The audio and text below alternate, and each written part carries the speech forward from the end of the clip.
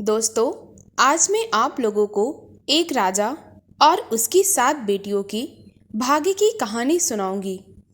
अगर इससे पहले आप मेरे चैनल पर नए हैं तो प्लीज़ मेरे चैनल को सब्सक्राइब करें, वीडियो को लाइक और शेयर करें। तो आइए कहानी को सुनते हैं। काफ़ी समय पहले की बात है। एक राज्य में राजा राज्य करता था। वह बहुत घमंडी था। वह हमेशा दूसरों से अपनी प्रशंसा सुनना चाहता था। जो लोग भी उसकी तारीफें करते, वह उन्हें बहुत पसंद करता था। वह अपनी तारीफें सुनने का बहुत बड़ा शौकीन था। वह भाग्य पर कभी विश्वास नहीं करता था। राजा की आदत को सभी दरबारी बहुत अच्छी तरह जानते थे। इसीलिए कोई ना कोई दरबारी किसी न किसी बात पर राजा की झूठी प्रशंसा किया करता था।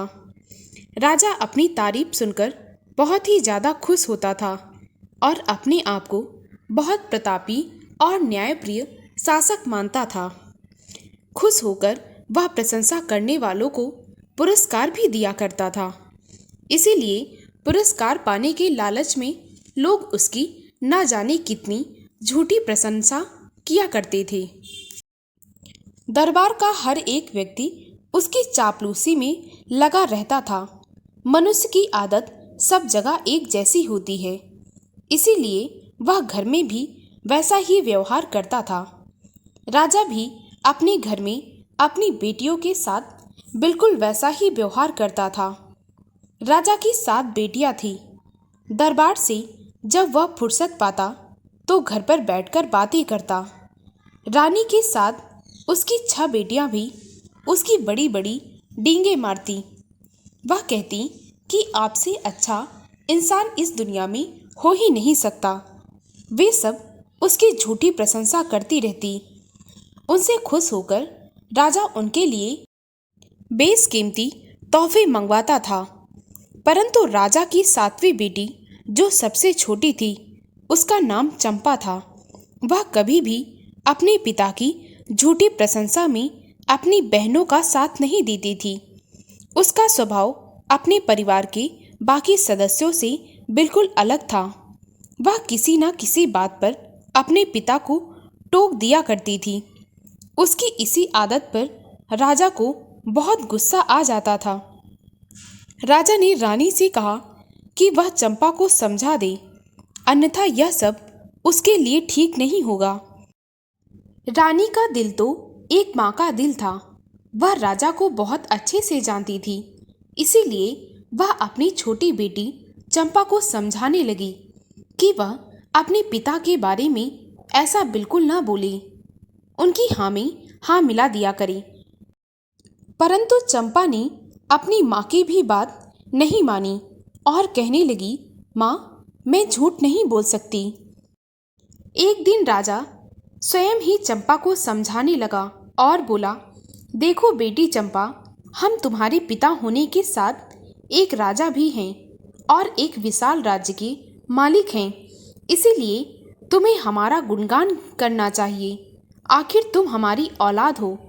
चंपा कहने लगी, पिताजी, ईश्वर ने सभी मनुष्यों को बुद्धि दी है, जिससे वह स्वयं निर्णय ले सकता है कि कौन सी बात सही है और कौन सी बात गलत। इसलिए सबको अपनी बुद्धि का उपयोग करना चाहिए। जो मनुष्य आंखें बंद करके किसी भी गलत बात को सही मान लेता है, वह बुद्धिहीन कहलाता है। आप अपनी प्रजा के राजा हैं, मगर हमारे तो पिता ही हैं। इसीलिए हमारे साथ एक पिता जैसा व्यवहार किया करें, हमें बहुत अच्छा लगेगा। इतना सुनते ही राजा एकदम से भड़क गया और वह चिल्लाकर कहने लगा, चंपा, तुम बहुत ज़्यादा बोलने लगी हो। तुम्हें इतनी भी तमीज़ नहीं है कि अपने पिता से, जो एक राजा है, कैसे बात करनी चाहिए। क्या हमने तुम्हें इसीलिए अच्छी शिक्षा दिलवाई थी कि तुम एक दिन हमसे ही बदसलूकी से पेश आओ? शायद तुम यह नहीं जानती कि तुम हमारी बेटी हो। इसीलिए ही तुम महलों में रहती हो और महलों के सुख भोगती हो। यहाँ तुम्हें हर प्रकार के ऐसो आराम हैं। चंपा ने बड़ी विनम्रता से कहा, पिताजी, मनुष्य को सभी सुख और दुख अपने भाग्य से प्राप्त होते हैं। इसमें मनुष्यों का कोई बस नहीं है। महलों के ये सुख मुझे मेरे भाग्य के कारण ही मिले हैं, इसीलिए ये सुख मेरे भाग्य में है। और जिस दिन मेरा भाग्य मुझसे मुंह फेर लेगा, उस दिन आप चाहकर भी मेरे लिए सुख नहीं ला सकते। इसीलिए अगर मेरे भाग्य में सुख है तो मुझे सुख मिलेगा, और अगर मेरे भाग्य में दुख है तो मुझे दुख मिलेगा। राजा चिल्लाया और कहने लगा, महारानी, इस लड़की को समझाओ, इसे बताओ कि इसका भाग्य इसे सुख नहीं दे रहा, बल्कि हमने इसे सारे सुख दिए हैं। इसीलिए यह अपने भाग्य पर नहीं बल्कि हम पर विश्वास करे।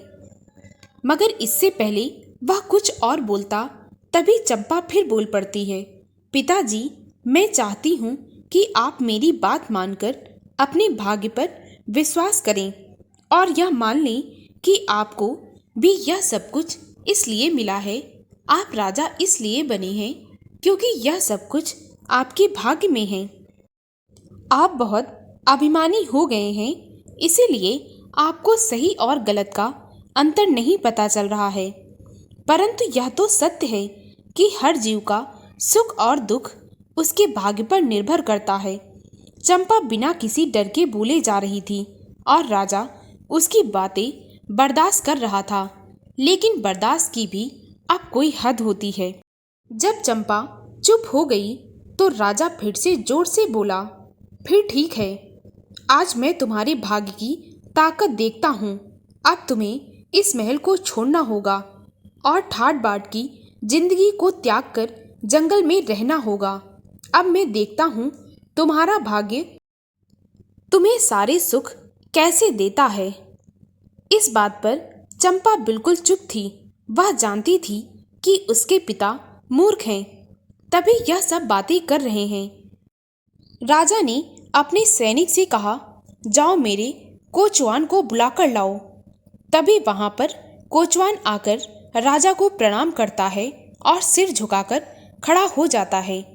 राजा बोला, जाओ और इस बेवकूफ लड़की को किसी सुनसान जंगल में छोड़ आओ, जहां से यह कभी लौटकर वापस ना आ सके। राजा की आज्ञा पाकर वह कोचवान एक रथ लेकर आया और चंपा को उसमें बैठाकर जंगल की तरफ चल पड़ा। चंपा भी चुपचाप रथ में बैठ गई थी। कुछ दूर जाने पर रथ एक घनघोर जंगल में जाकर रुक गया। चंपा चुपचाप रथ के नीचे उतर गई। उसने रथ में रखी अपनी तलवार और तीर कमान अपने साथ ले लिए। रथ उसे छोड़कर वापस चला गया। चंपा अपनी तलवार और तीर कमान को लेकर जंगल में इधर उधर देखने लगी। वह सोच रही थी कि मुझे इस जंगल में किस रास्ते पर चलना चाहिए। उसे डर बिल्कुल नहीं लग रहा था। वह निडरता के साथ एक दिशा में बढ़ने लगी। उस सुनसान वन में तरह तरह के वृक्ष थे। कुछ वृक्ष बहुत बड़े और घने थे तो कुछ छोटे और हल्के। उन पेड़ों पर तरह तरह के पक्षी अपनी अपनी आवाजें निकाल रहे थे। चारों तरफ शांति ही शांति थी। तभी चंपा की नजर एक और पगडंडी पर पड़ी। उसने सोचा, पगडंडी तो मनुष्य के चलने से बनती है, इसीलिए निश्चित ही यहाँ आसपास कोई मनुष्य अवश्य रहता होगा। इसीलिए जहाँ तक यह पगडंडी जाएगी, मैं भी वहाँ तक चलती हूँ। वहाँ पहुँचकर यह सोचेंगे कि आगे किधर जाना है। वह कुछ दूर चली ही थी कि तभी अचानक किसी चीज से टकराकर गिर गई और जैसे ही उठकर खड़ी हुई तो उसे लगा कोई उसे आगे बढ़ने से रोक रहा है। कोई है जो चाहता है कि वह आगे ना जाए, परंतु वह बिना कुछ सोचे उसी रास्ते में आगे बढ़ने लगी। जैसे जैसे वह आगे बढ़ती जा रही थी, वैसे वैसे उसे कुछ डर भी लगने लगा था। उसे एक आवाज आगे जाने से रोक रही थी। उसे लग रहा था कि कोई उसे आगे जाने से रोक रहा है। कुछ देर वह आगे चलती जा रही थी। उसने पीछे मुड़कर नहीं देखा। तभी कुछ देर बाद चंपा ने देखा कि वह पगडंडी वहां से खत्म हो गई और वहां पर एक झोपड़ी है। वह धीरे धीरे चलकर उस झोपड़ी के दरवाजे तक पहुंच गई और दरवाजे से झांककर देखने लगी। उसने देखा कि एक बुढ़िया एक तख्त पर बैठी है। वह चंपा को देखते ही खड़ी होकर बोली, आओ आओ बेटी, अंदर आओ। मैं काफी देर से बैठी तुम्हारा ही इंतजार कर रही थी। यह सुनकर चंपा हैरान रह गई। फिर वह झिझकते हुए अंदर पहुंच गई। तभी वह बूढ़ी औरत बोली, मैं जानती थी तुम जरूर आओगी। यह कहकर वह जोर से हंस पड़ी। उसकी हंसी बड़ी अजीब सी थी। चंपा को उसका हंसना कुछ अजीब सा लगा, परंतु वह कुछ ना बोली। तभी वह बुढ़िया दोबारा बोल पड़ी, आओ आओ, डरो नहीं, यहाँ आओ मेरे पास। चंपा ने अंदर आकर धीरे से कहा, क्या एक गिलास पानी मिलेगा? वह बुढ़िया कहने लगी, क्यों नहीं मिलेगा, जरूर मिलेगा। आओ इस तख्त पर बैठो, मैं अभी पानी लाती हूँ। ऐसा कहकर वह बुढ़िया दूसरे कमरे में चली गई। चंपा वहाँ डरी डरी सी बैठी थी। वह चारों तरफ इधर उधर देखे जा रही थी। तभी अचानक से चंपा की नज़र एक कोने पर गई। उस कोने में एक कोठरी थी। उसमें दरवाजे की जगह सलाखें लगी थी, जेल जैसी थी। वह उत्सुकता से उस कोठरी के पास गई। उसने देखा कि एक सुंदर युवक उस कोठरी में जमीन पर बैठा है। उसने फटे पुराने कपड़े पहने हुए हैं और वह बहुत दुखी सा नजर आ रहा है। वह उससे बोलने ही वाली थी, तभी उसे कुछ आहट सुनाई देती है। वह दौड़कर आकर फिर से उसी तख्त पर बैठ जाती है। तभी बुढ़िया पानी लेकर आई और बोली, लो बेटी, यह पानी पी लो। चंपा ने जैसे ही पानी लेने के लिए अपना हाथ आगे बढ़ाया, तभी वह युवक जोर से चिल्लाया, तुम इस पानी को नहीं पीना। चंपा उसकी तरफ देखने लगी और इससे पहले चंपा कुछ समझ पाती, वह बूढ़ी औरत जोर से बोली, चुप बैठ मनहूस, हमेशा बकबक करता है, दुष्ट कहीं का। चंपा ने बड़े ही आश्चर्य से बुढ़िया को देखा। वह सोच रही थी कि यह बुढ़िया इतना कड़वा क्यों बोल रही है, इस मनुष्य को इतनी गाली क्यों दे रही है, यह आदमी कौन है। चंपा के मन में न जाने कितने सवाल चल रहे थे। वह सोच रही थी कि इस बुढ़िया ने इस आदमी को यहाँ पर कैद में क्यों रखा है। अभी चंपा उस आदमी के विषय में कुछ सोच ही रही थी। तभी बुढ़िया ने कहा, यह आदमी मेरा बेटा है, इसका दिमाग कुछ खराब हो गया है और यह पागलों जैसी बातें करने लगा है। अब अपने आप को राजकुमार समझता है, इसीलिए मैंने इसे एक कोठरी में बंद कर रखा है। यदि मैंने इसे बाहर निकाल दिया तो यह तोड़ फोड़ मचा देगा, हम सबको बहुत नुकसान पहुंचाएगा। यह अकेला नहीं है, इसका एक बड़ा भाई भी है जो घर का सामान लेने के लिए बाहर गया हुआ है। चंपा ने बड़े आश्चर्य के साथ उस बुढ़िया से पूछा, अरे यह सब तो ठीक है, परंतु आपने अपना घर इस भयंकर जंगल में क्यों बनाया हुआ है। बुढ़िया कहने लगी, हमारे घर के सभी बड़े सदस्य एकांत और शांतप्रिय थे, इसीलिए वे जंगल में आकर रहने लगे थे।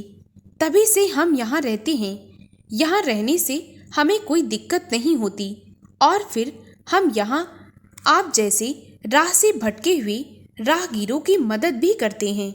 किसी की मदद से हमें बहुत खुशी मिलती है, इसीलिए हमने इस जंगल में अपनी झोपड़ी बना ली है।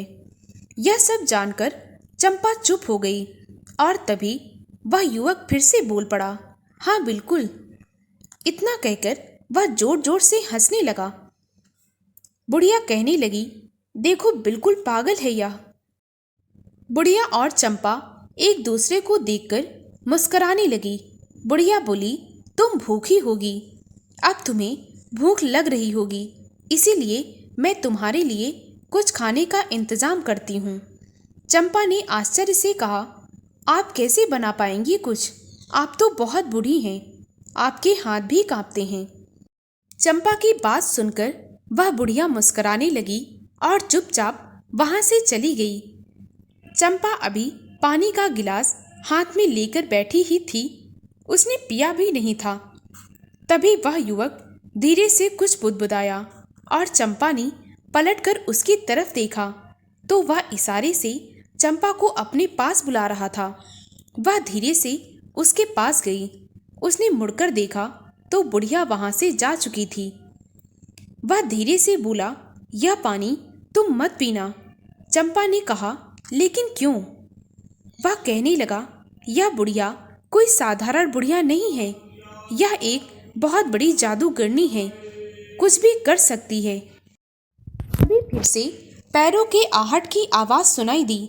युवक जल्दी से बोला, अगर तुमने यह पानी पी लिया तो तुम भी इसी कोठरी में बंद हो जाओगी।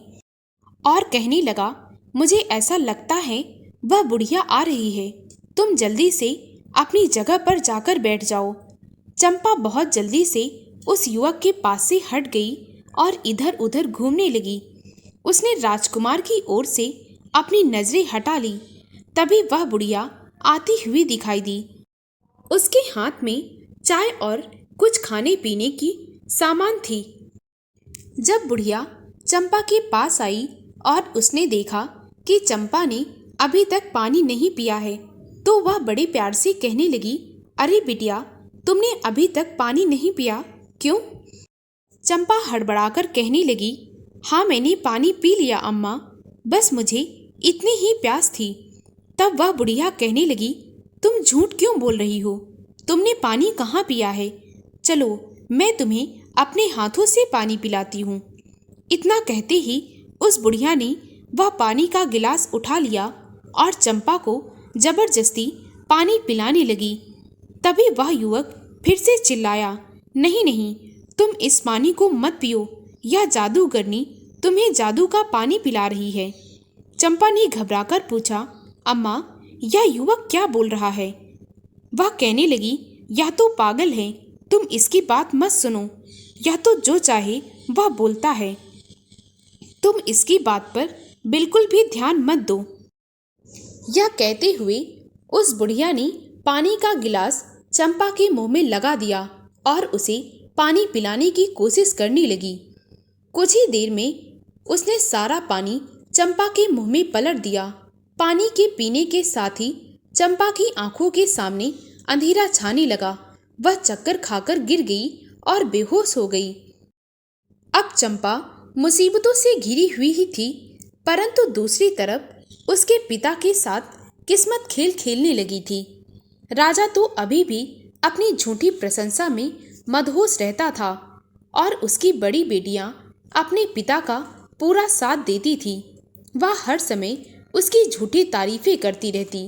एक दिन रानी ने राजा से कहा, महाराज, हमारी बेटियां बड़ी बड़ी हो गई हैं, अब वे विवाह योग्य हैं। इनके विवाह के लिए आप योग्य वर की तलाश करें। राजा ने रानी की बात मान ली और अपने दूत को बुलाकर अपनी बेटी के लिए सुयोग्य वर तलाशने की आज्ञा दे दी। कुछ दिन बाद दूत पड़ोसी राज्य के राजा के बेटे की सारी खूबियां जानकर राजा के पास आया और राजा से कहा, पड़ोसी राजा का पुत्र आपकी पुत्री के लिए बिल्कुल अच्छा वर है, इसीलिए आप अपनी बेटी का विवाह उसके साथ कर दें, वह राजकुमारी के लिए सही रहेगा। तब एक दिन राजा ने अपनी बेटी का विवाह पड़ोसी के राजा के पुत्र के साथ करा दिया और फिर वह निश्चिंत हो गया। मगर इस समय भाग्य उसके साथ नहीं था। राजा की बेटी का विवाह हुए अभी सिर्फ 10 दिन ही बीते थे कि एक दिन उसके पति की अचानक से मृत्यु हो गई। उसका पति अपने माता पिता की इकलौती संतान था, इसीलिए उसके पिता यह सदमा बर्दाश्त न कर पाए और उनकी मृत्यु हो गई। मगर उस राजा की बेटी पर कुछ असर नहीं हुआ। अब वह राज्य की मालकिन बन गई थी, अर्थात वह रानी बन गई। वह सोच रही थी अपने पिता की मृत्यु के पश्चात वह उस राज्य को भी अपने अधीन कर लेगी, परंतु भाग्य से बढ़कर कुछ नहीं मिलता।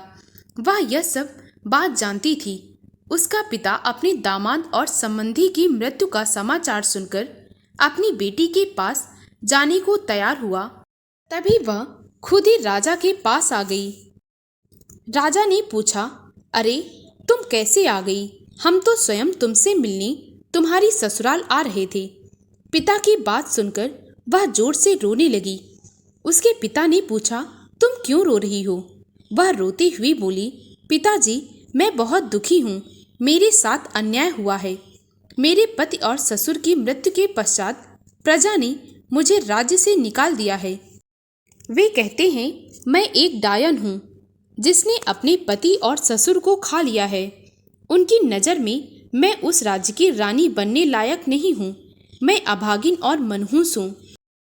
राजा ने बहुत दुखी होकर कहा, ये तुम क्या कह रही हो? ऐसा नहीं हो सकता। और इतने कहते ही वह बेहोश हो गया। वह कहने लगी, पिताजी पिताजी। तभी रानी कुछ सेवकों के साथ वहां आई। सब लोगों ने राजा को उठाकर पलंग पर लिटा दिया, परंतु राजा पर किसी भी उपचार का कोई प्रभाव नहीं हो रहा था। वह बेहोश हुए 3-4 दिन बीत गए। तभी रानी ने पूरे राज्य में ढिंढोरा पिटवाया कि जो मनुष्य राजा को सही कर देगा उसको मुंह मांगा इनाम मिलेगा। उसी राज्य में एक निर्धन युवक रहता था। उसका नाम शंभू था। उसकी एक छोटी सी झोपड़ी थी। वह अधिकतर साधु और महात्माओं के साथ रहता था। साधु और महात्मा उसके घर पर आते जाते रहते थे। ज़्यादातर वह उन्हीं लोगों की संगति में रहता था। ढिंढोरा पिटा तो पूरे शहर में राजा की बीमारी की खबर फैल गई। शंभू ने भी यह बात सुनी। उसने सोचा कि मैं अपनी किस्मत को आजमाकर देखता हूँ। वह सोचकर एक साधु के पास गया और उसने पूछा कि राजा की बीमारी कैसे सही हो सकती है। तभी साधु ने बताया, राजा को कोई बीमारी नहीं, वह तो सदमे से बेहोश हो गया है। इस राज्य के उत्तर दिशा में घनघोर जंगल है। उसी जंगल में एक बूढ़ी जादूगरनी रहती है। उसका एक बेटा है। उसके पास एक अंगूठी है। यदि कोई मनुष्य उस अंगूठी को लेकर राजा को चटा दे तो वह अवश्य होश में आ जाएगा। शंभू ने साधु से पूछा, महाराज, जादूगरनी ने वह अंगूठी कहाँ छिपा रखी है? कृपया आप मुझे वह जानकारी दें। तभी वह साधु कहने लगा, उस जादूगरनी ने वह अंगूठी बहुत हिफाजत से रखा हुआ है। वह अंगूठी एक तोते के पेट में है। उस अंगूठी में एक विशेष बात है कि उस जादूगरनी की जान उसी अंगूठी में है। उस जादूगरनी बुढ़िया को तुम अवश्य मार डालना। वह बहुत खतरनाक जादूगरनी है। उसका मरना बहुत आवश्यक है। शंभू ने पूछा, परंतु महाराज, उसकी मृत्यु कैसे? साधु कहने लगा, राजा जब वह अंगूठी चाट लेगा उसके तुरंत बाद तुम उस अंगूठी को नष्ट कर देना।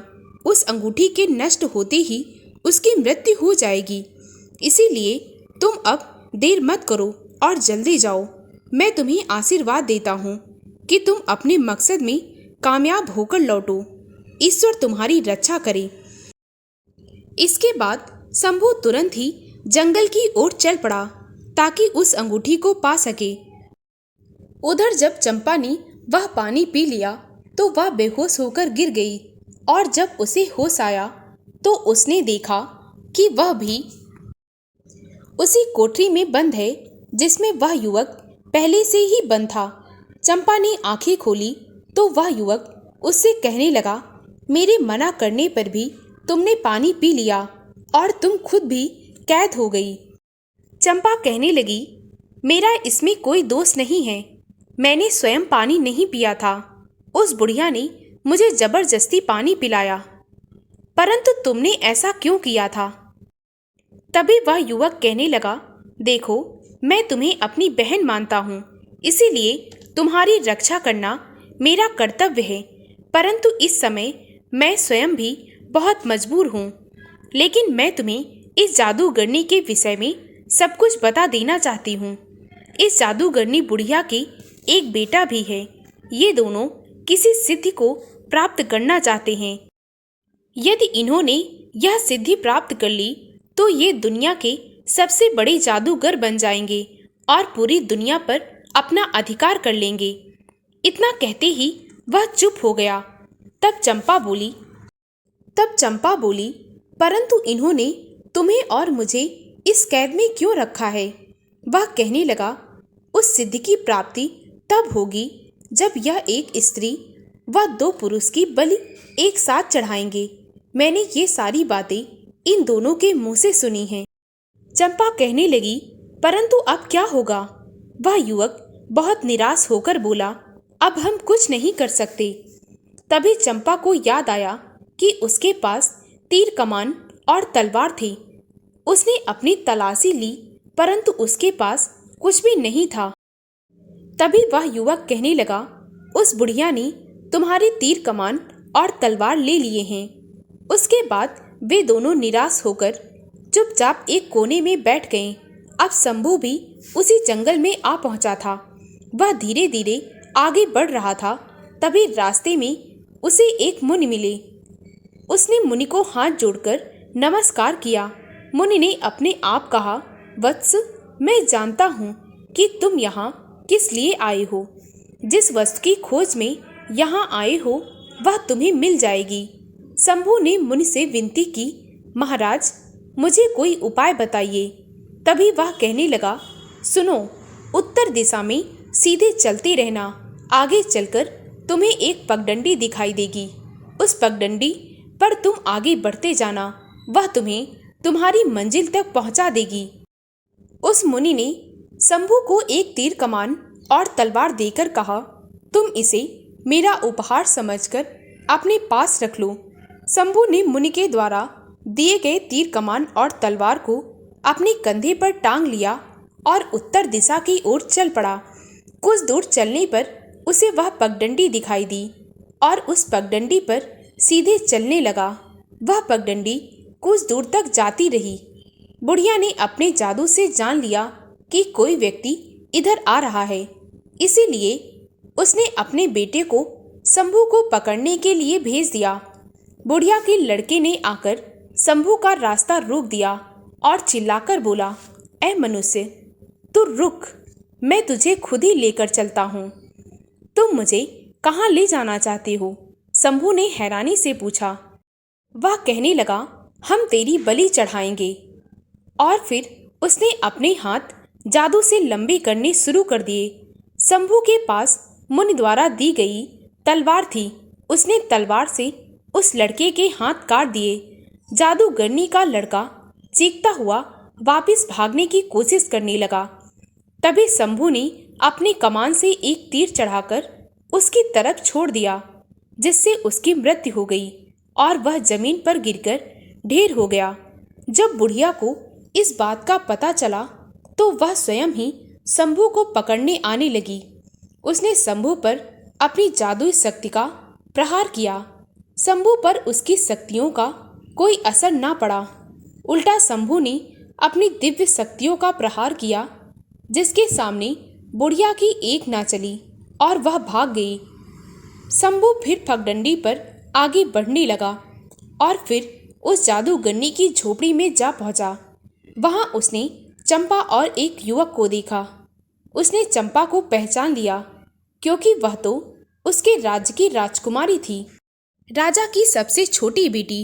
वहां जाकर अपनी तलवार से उन सलाखों को काट दिया और फिर वे दोनों बाहर आ गए। उन दोनों को कैद से मुक्त करने के बाद शंभू ने उन दोनों को अपना परिचय दिया और वहां पर आने का कारण बताया। जब चंपा को पता चला कि उसके पिता की हालत बहुत गंभीर है तो वह बहुत दुखी हुई और रोने लगी। तब शंभू ने उसे खूब समझाया, जिससे वह शांत हो गई। उसके बाद शंभू ने पूछा, क्या तुम दोनों में से कोई जानता है कि उस तोते का पिंजरा कहाँ है? वह आदमी कहने लगा, हाँ, मुझे पता है। मैंने बुढ़िया के मुंह से उस पिंजरे के विषय में सुना है। इस झोपड़ी के पीछे एक बहुत बड़ा पेड़ है, उसी पर पिंजरा टंगा रहता है, परंतु उस पिंजरे के चारों तरफ एक मायावी चक्र है, जिसे भेदना आसान नहीं है। और बिना भेदे उस पिंजरे को प्राप्त करना असंभव है। शंभू कहने लगा, वह सब कुछ तुम मुझ पर छोड़ दो, बस मुझे उस पेड़ के पास ले चलो और जल्दी करो, क्योंकि हमें बुढ़िया को मारना है। बुढ़िया अभी तक मरी नहीं, वह वापस आ सकती है। फिर वे तीनों झोपड़ी के पीछे उस पेड़ के पास पहुंच गए। उसके ऊपर वही पिंजरा लटका हुआ था। शंभू बड़े ध्यान से उस पिंजरे को देखने लगा। कुछ सोचकर उसने एक पत्थर उठाकर पिंजरे पर मार दिया। पत्थर मायावी चक्र में जलकर भस्म हो गया। इसके बाद शंभू ने मुनि द्वारा दिए हुए एक दिव्य कमान से एक तीर चलाया, जिससे उसका मायावी चक्र टूट गया। तब शंभू ने तोते के पिंजरे को पेड़ से उतारकर तोते को बाहर निकाल लिया। उसके बाद तोते के पेट को फाड़कर उसमें से अंगूठी निकाली। अंगूठी के मिलने पर चंपा बहुत खुश हो गई, क्योंकि उस अंगूठी से उसके पिता ठीक हो सकते थे। वह सोच रही थी कि जल्दी से वह अंगूठी अपने पिता को चटा देगी, जिससे उसके पिता बिल्कुल जल्दी ठीक हो जाएंगे। अभी वे तीनों चलने को तैयार हुए थे, तभी वह जादूगरनी बुढ़िया आ गई। उसने अपने विभिन्न प्रकार के जादुई हथियारों से उन पर वार करना शुरू कर दिया, परंतु शंभू के पास भी मुनि के द्वारा दिए हुए दिव्य शस्त्र थे। इसीलिए उसने जादूगरनी बुढ़िया के हथियारों को काट दिया था। वह बुढ़िया कुछ घायल भी हो गई थी, इसीलिए वहां से भाग गई। अब वे तीनों बहुत जल्दी जल्दी भागने लगे। थोड़ी दूर भागने पर उन्हें एक घोड़ा मिला। शंभू उसी घोड़े पर बैठकर जंगल में आया था। वह शंभू का घोड़ा था। घोड़े को देखकर वे तीनों खुश हुए और तीनों घोड़े पर बैठकर गए। घोड़ा नगर की तरफ भागने लगा। वे सोच रहे थे कि वह जादूगरनी बुढ़िया कहीं भाग गई है, परंतु वे यह नहीं जानते थे कि वह जादूगरनी गायब होकर अप्रत्यक्ष रूप से उनका पीछा कर रही है और उनके साथ ही चल रही है। वह किसी न किसी तरह उस अंगूठी को छीनना चाहती थी और मौका देखकर उन पर वार करना चाह रही थी। थोड़ी ही देर बाद वे तीनों महल में पहुंच गए। महल में राजा बेहोश था, इसीलिए वहां एक अजीब सी खामोशी थी। चंपा ने जब अपने पिता को बेहोश देखा तो उसकी आंखों से आंसू बहने लगे। शंभू ने जल्दी ही राजा को अंगूठी का नगीना चटा दिया। उसके चाटते ही राजा को होश आने लगा और कुछ देर बाद राजा पूरी तरह से होश में आ गया। राजा के ठीक होते ही महल में खुशियां छा गई। सभी लोग शंभू की प्रशंसा करने लगे। सब शंभू की वीरता की बातें कर रहे थे। राजा ने भी शंभू को धन्यवाद दिया और उससे बातें करने लगा। बातों ही बातों में शंभू को यह याद न रहा कि उसे अंगूठी को भी नष्ट करना है। तभी वह जादूगरनी बुढ़िया का अंत होगा। वह अंगूठी को हाथ में लेकर खड़ा था। वह जादूगरनी बुढ़िया अप्रत्यक्ष होकर यह सब कुछ देख रही थी। जैसे ही उसे मौका मिला, उसने शंभू के हाथ से अंगूठी छीन ली। वह बुढ़िया तो किसी को दिखाई ना दे रही थी, परंतु वह अंगूठी सबको दिखाई दे रही थी। सबको लग रहा था कि अंगूठी हवा में उड़ रही है। यह सब देखकर सभी एकदम अचंभित थे, परंतु तभी वह बुढ़िया अपने असली रूप में आ गई। वह हवा में उड़ने लगी। उसकी शक्ल बहुत भयंकर लग रही थी। उसके दांत बड़े बड़े और नुकीले थे। वह एक चुड़ैल की समान लग रही थी। वह अंगूठी पाकर बहुत खुश थी और जोर जोर से हंस रही थी, जिसके कारण और भी डरावनी लग रही थी। वह इतनी जोर से हंस रही थी कि सभी लोग अपने कान बंद कर लिए और इधर उधर भागने लगे। वहां उपस्थिति सभी व्यक्ति बहुत डर रहे थे। अभी सब आश्चर्य से उस बुढ़िया को देख रहे थे। तभी वह बोली, मैंने तो अपनी मौत को अपने वश में कर लिया है, परंतु मैं तुम्हें नहीं छोड़ूंगी।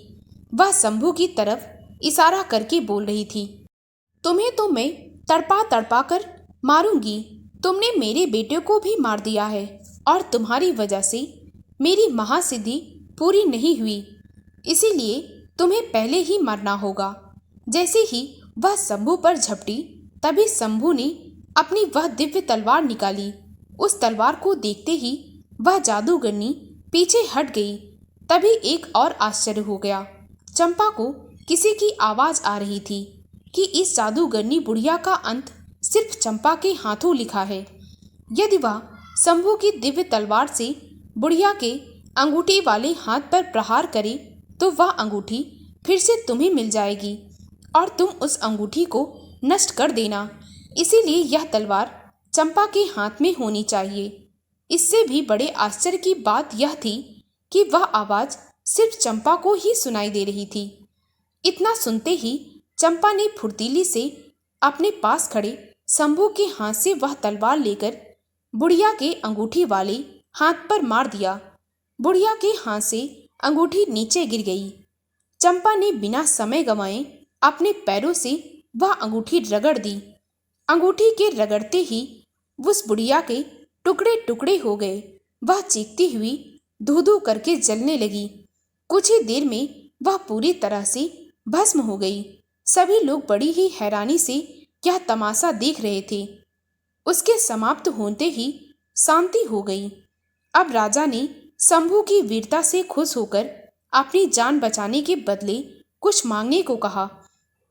शंभू कुछ सोचकर बोला, महाराज, यदि आप मुझे कुछ देना चाहते हैं तो मुझे राजकुमारी चंपा का हाथ दे दीजिए, क्योंकि मैं इनसे प्रेम करने लगा हूँ।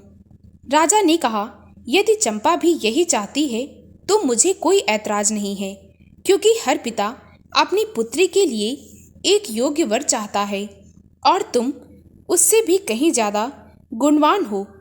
चंपा भी सिर झुकाकर अपनी सहमति दे दी।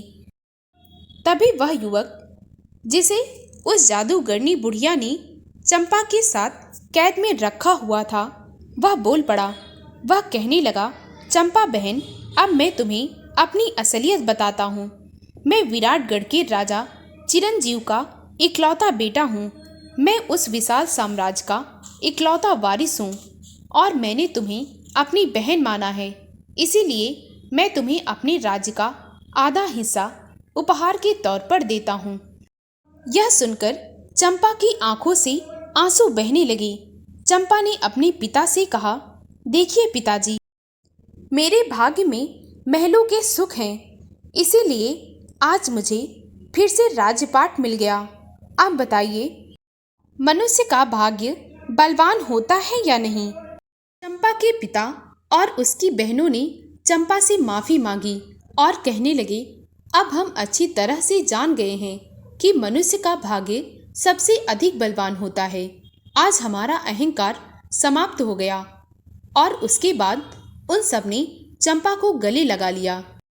उसके बाद राजा ने शंभू और चंपा का विवाह बड़े ही धूमधाम के साथ किया। चंपा को बड़े प्यार से डोली में विदा किया। चंपा शंभू के साथ अपने भाई के द्वारा दिए गए राज्यपाट में चली गई और सभी बड़ी खुशी खुशी के साथ एक साथ रहने लगे। मनुष्यों का भाग्य अलग अलग होता है। सबको अपने भाग्य के अनुसार ही सुख दुख मिलते हैं। सबको अपने भाग्य पर विश्वास करना चाहिए। समय आने पर जिसके भाग्य में जो है वह अवश्य ही मिलेगा। दोस्तों, अगर आपको मेरी कहानी अच्छी लगी हो तो प्लीज़ मेरे वीडियो को लाइक और शेयर करें और मुझे ज़्यादा से ज़्यादा सपोर्ट करें, ताकि मैं आप लोगों के लिए और भी अच्छी अच्छी कहानियाँ ला सकूं।